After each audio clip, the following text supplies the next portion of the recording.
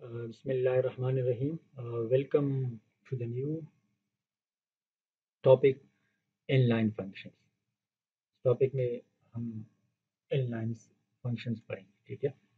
The inline function is a special type of function used for small functions. ठीक है. इसकी एक property तो यह है कि आप इनको जब यूज़ करते हैं तो आपने इनको स्मॉल फंक्शंस के लिए यूज़ करना होता है, ठीक है. मतलब स्मॉल टास्क को परफॉर्म करने के लिए, स्मॉल एक्शंस को परफॉर्म करने के लिए यूज़ करना होता है. It is a user defined function. ये एक यूज़र डिफाइंड फंक्शन होते हैं, ठीक है.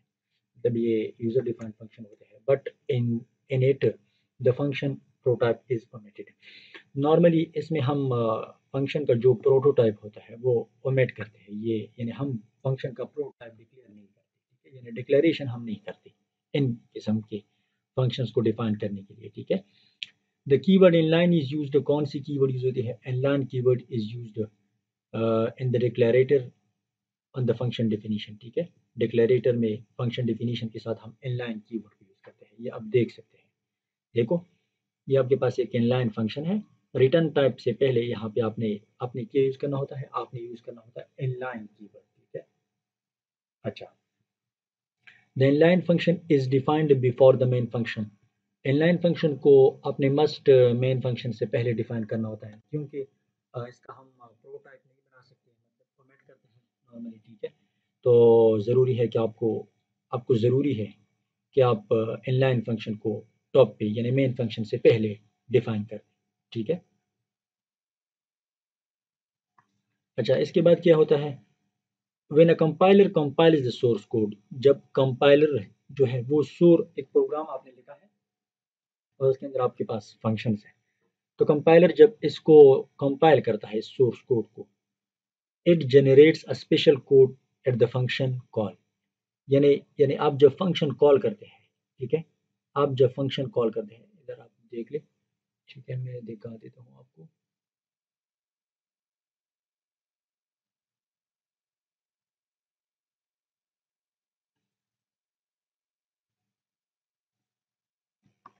अच्छा, ये आप देख ले. यहाँ पे एक फंक्शन, यहाँ पे ये एक फंक्शन है, ठीक है. ये एक फंक्शन है जिसको हमने डिफाइन किया है, ठीक है. और इस फंक्शन का नाम एड है और इसका रिटर्न टाइप वर्ड है. इसके अंदर दो आर्गुमेंट्स पैरामीटर्स हैं, इंटीजर ए और इंटीजर बी, ठीक है. ये क्या करता है? दो आर्गुमेंट्स को, इन दो पैरामीटर्स को ऐड करता है और आपको रिजल्ट प्रिंट करता है, ठीक है. यहाँ से हमने इस फंक्शन को कॉल किया, यहाँ से हमने इस फंक्शन. तो यहाँ पे क्या कहते हैं? यहाँ पे ये देखें, यहाँ पे कहते हैं कि when a compiler compiles the source code, ठीक है.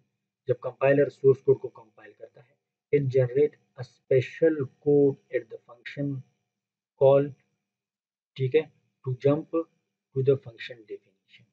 यानी इस स्टेटमेंट का मतलब ये है कि यहाँ पे जब कंपाइलर जब कंपाइलर यानी इस फंक्शन को कॉल करता है, इस फंक्शन को जब कॉल करता है, यानी यहाँ तक यहाँ से लेकर फंक्शन कॉलिंग से टू द कॉल्ड फंक्शन, इधर तक जब जंप करता है, तो ये क्या करता है?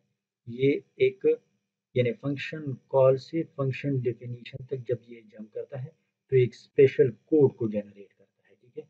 ये जनरेट करता है, एक स्पेशल कोड को जनरेट करता है. देखो, फिर क्या कहते हैं? यानी यहाँ से मैं फिर समझाने की कोशिश करता हूँ.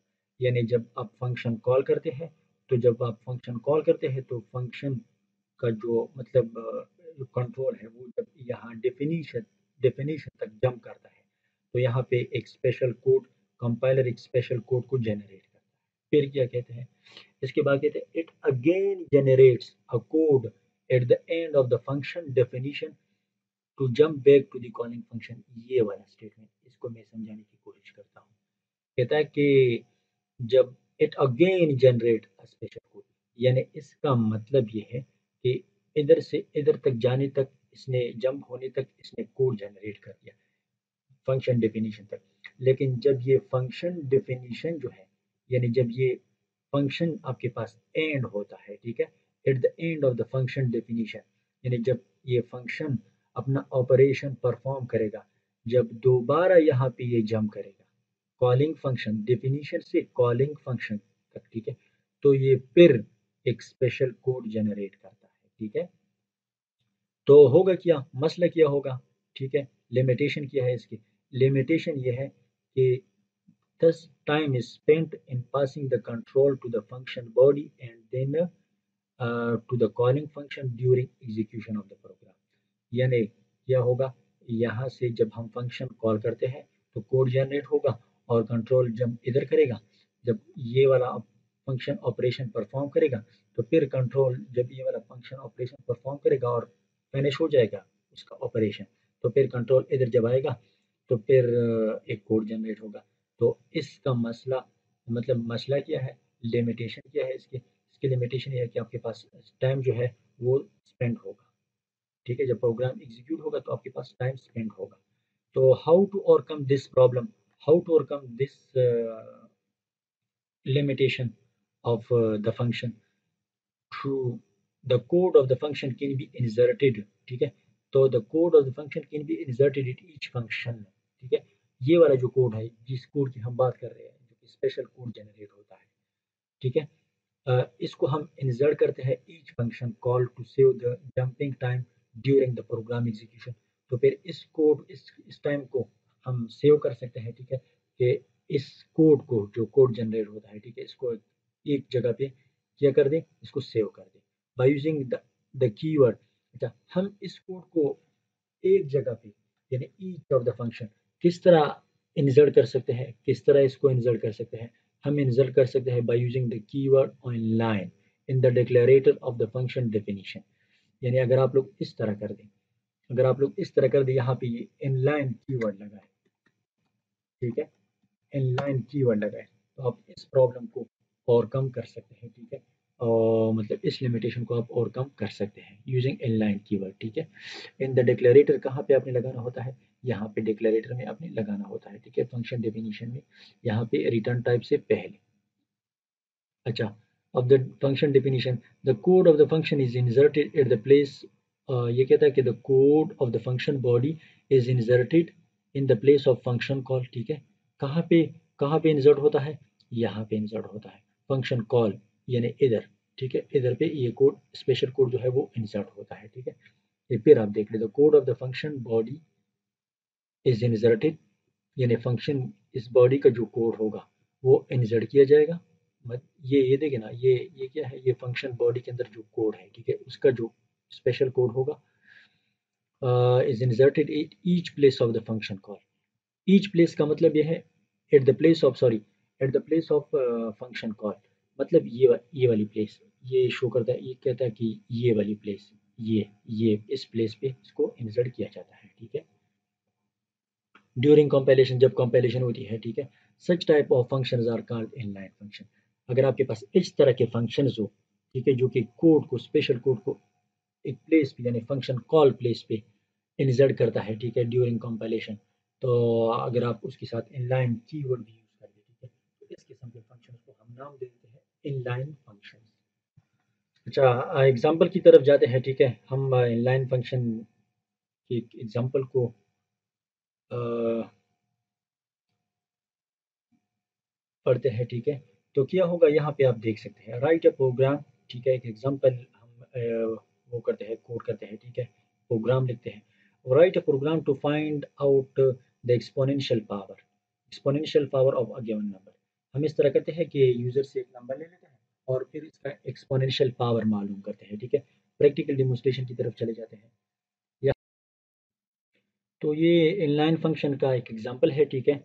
यहाँ पे आप देख ले, यहाँ पे क्या है, यहाँ पे आपके पास एक चलो पहले हम मेन फंक्शन स्टार्ट करते हैं, ठीक है। तो ये मेन फंक्शन है, ठीक है।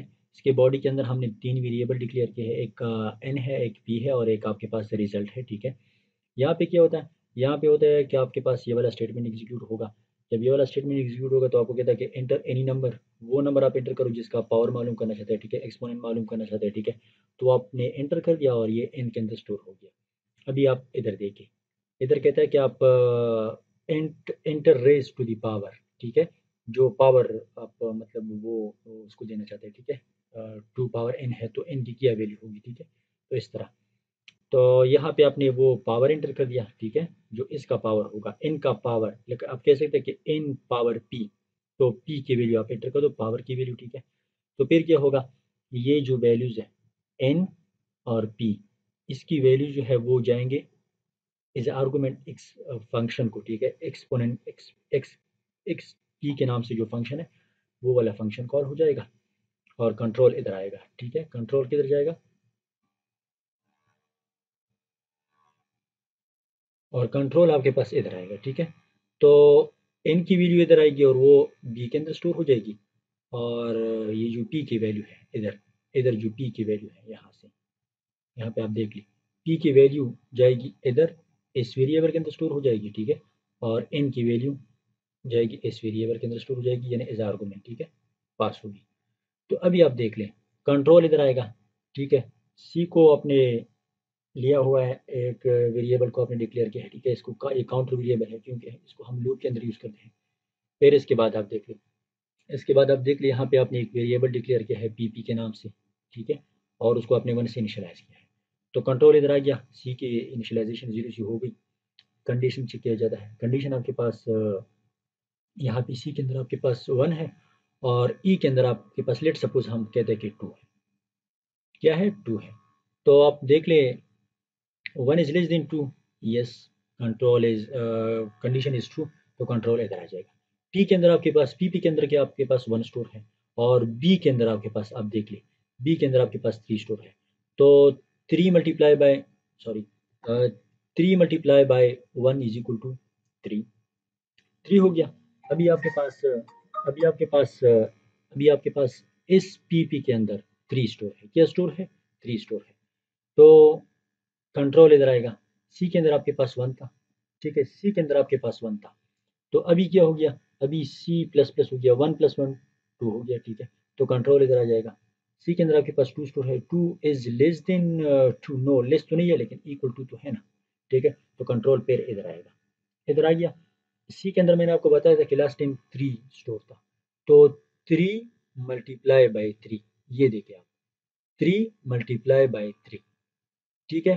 तो 3 इधर है और 3 इधर आ गया क्योंकि b की वैल्यू 3 थी, हमने जो n की वैल्यू भेजी थी, ठीक है। तो 3 × 3 ये 9 हो जाएगा, ये क्या हो जाएगा 9 हो जाएगा, और कंट्रोल फिर इधर आएगा। c के अंदर अभी 2 था, 2 मौजूद था लास्ट टाइम, 2 + 1 3 हो जाएगा, तो कंट्रोल इधर आएगा, कंडीशन चेक किया जाएगा। कंडीशन में आपके 3 इज लेस देन 2 और equal to 2, no, condition is false, तो कंट्रोल इधर आएगा और ये क्या करेगा, ये सी के अंदर अभी पी के अंदर आपके पास अभी 9 स्टोर है, क्या स्टोर है, यानी इस तरह 9 स्टोर है, ठीक है। ये इसने पावर मालूम कर दिया 3 × 2, ठीक है, 3 × 2 क्या हो गया 9 हो गया, ठीक है, यानी 3 × 2 ये 9 हो जाता है, ठीक है। तो ये वैल्यू रिटर्न हो गई, जब ये वैल्यू रिटर्न हो जाती है तो क्या हो जाता है, यहाँ तक मतलब ये फंक्शन अपने साथ वैल्यू को ले आता है और इस वेरिएबल के अंदर स्टोर करता है। इस वेरिएबल के अंदर जब स्टोर करता है और आप इसको जब रन करते हैं, आप इसको जब रन करते हैं तो वो रिजल्ट आपके पास क्या होगा, शो होगा। ये आप देख लें, मैं एन की वैल्यू को 2 एंटर कर देता हूँ, ठीक है, यूज़र से ले लेता हूँ, और ई की वैल्यू को मैं, ये देखें एन की वैल्यू मेरे पास 3 है और जो पावर है पी को मैं 2 एंटर कर देता हूँ, ठीक है। ये देखिए आपके पास 9 आ गया। मैं एक दफ़ा फिर इसको रन करता हूँ और थोड़ी सी वैल्यू चेंज करता हूँ, ठीक है। मैं कहता हूँ कि आप 4 आपके पास एक नंबर है एन और उसका पावर ले ले 4, तो ये देखिए आपके पास ये रिजल्ट आ गया, ठीक है। तो ये था इनलाइन फंक्शन, ठीक है। और इसके साथ आप देख ले, यहाँ पे हमने इनलाइन कीवर्ड लगाया है, ठीक है। ये रिटर्न टाइप इसका इंटीजर है और रिटर्न टाइप से पहले हमने इनलाइन लगाया है, ठीक है। तो ये था इनलाइन फंक्शन का एग्जांपल। उम्मीद है आप लोगों को समझ आई होगी, और अगर फिर भी कोई मसला है तो आप मुझसे पूछ सकते हैं। थैंक यू सो मच, अल्लाह हाफिज़।